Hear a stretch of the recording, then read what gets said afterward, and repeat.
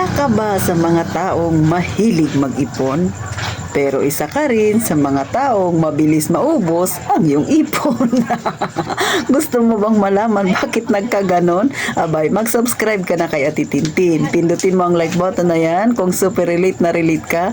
At syempre, pakishare na rin mga kasari kung hindi kayo busy. Kaya umpisahan na natin ang real talk na chismis.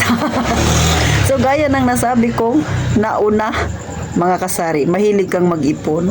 Pero Ate Tin, mahilig ako mag-ipon kaya lang mabilis ding maubos ang aking ipon. Huwag ka na lang mag-ipon. Wala rin napupuntahan. Eto mga kasari, mag-real talk tayo. Alam ninyo, kung ikaw ay mahilig mag-ipon, maganda yon. Pero kung may mga kaibigan kang iba ang mindset, aba, mahirap yun. Lalo na kung yung mga kaibigan mo na yan ay mahilig kang ibulid sa paggastos. Mahilig kumain. Mahilig pumunta sa kung saan-saan. O pauna lang, hindi masama ang kumain. Pero yung sobrang pagkain, yun ang masama. Yung tipong hindi mo na kailangan kumain dahil kakakain mo lang, punta na naman sa ganito kasi bagong bukas daw, bili ng kung ano-ano, nguya ng nguya, mga kasari, tandaan, lahat ng sobra ay masama. At masama rin yan sa bulsa natin dahil nakakaubos ng pera yan. Tandaan mo, ang ating pera ay limited lang. Pero yung gastos natin, abay unlimited yan. O, dagdagan mo pa ng luho mo, wala na talagang matira sa'yo. Kaya minsan, pati yung ipon, kinukuha mo na kay wala ka ng budget. O, paipon-ipon ka pang nalalaman, tapos ganyan lang din ang ginawa mo sa ipon mo. Ay nako mga kasari.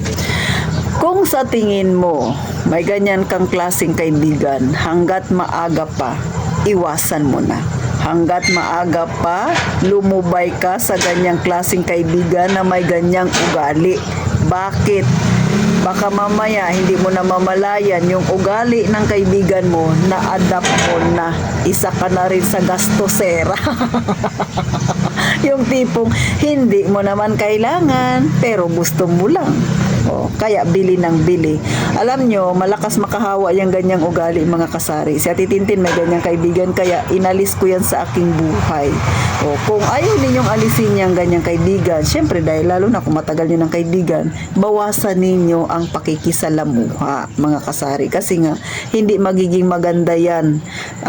Baka ma-adapt mo yung ugali niya. Pero nasa sa inyo pa rin. Ha? Kayo yung mas nakakakilala sa mga kaibigan ninyo, alam ninyo yung gagawin. Pero para sa akin, para hindi ako magaya sa kanyang personality, ay aalisin ko na lang siya sa aking landas. O kung hindi man, iiwasan ko siya.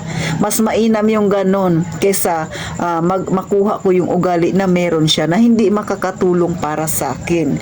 Kasi isipin nyo mga kasari, ang pera ay mahirap kitain. Yung pera ngayon, pababa ng pababa yung value, pero yung bilihin pataas ng pataas.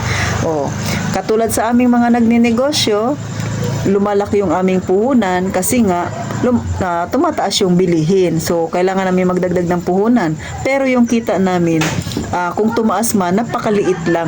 So, ibig sabihin, grabe yung ibinagsak talaga ng pera ngayon, mga kasari. Tapos, may ganyan kang ugali, yung tipong one day millionaire ka, yung tipong yung gusto mo, bibilhin mo, pero hindi mo naman siya kailangan. So, magkaiba yon. Magkaiba ang kailangan sa gusto mo lang. Yung gusto mo lang, kahit meron ka, bibilhin mo. Pero hindi mo siya kailangan.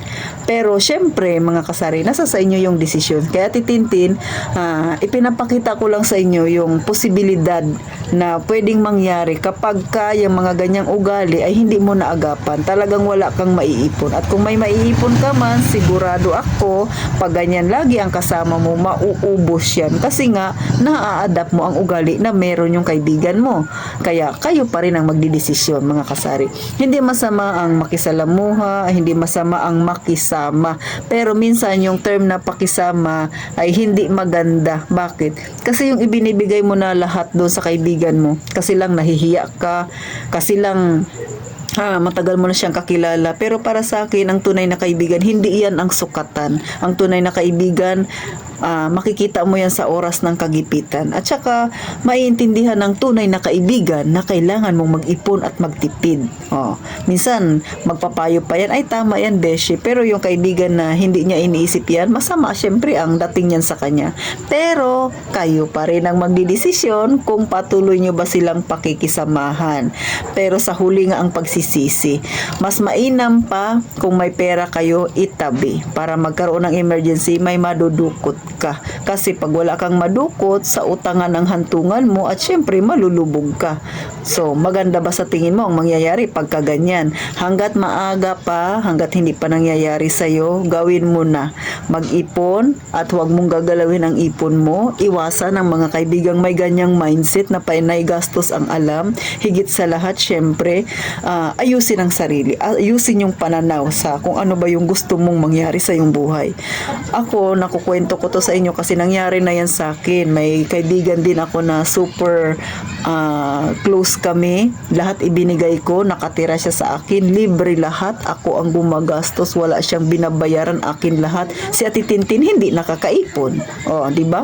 Totoo yun kasi kaibigan ang turing mo Pero, kinatapusan, ang nangyari, ako pa rin yung naging masama. Kaya pangit din yung ganun mga kasari. Yung ibinigay mo na lahat tapos pag mag-away kayo, ikaw pa yung lumalabas na hindi kagandahan ng ugali. Kaya nasasabi ko to sa inyo, isa sa nagiging rason yan mga kasari. Pero kayo pa rin yung magdidesisyon.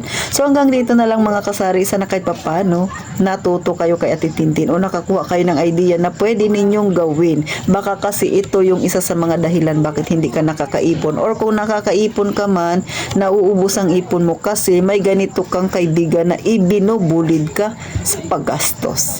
Mga kasari, hanggang dito na lang. Gaya nga ng palagi kong sinasabi, mag-iingat tayong palagi, mga kasari.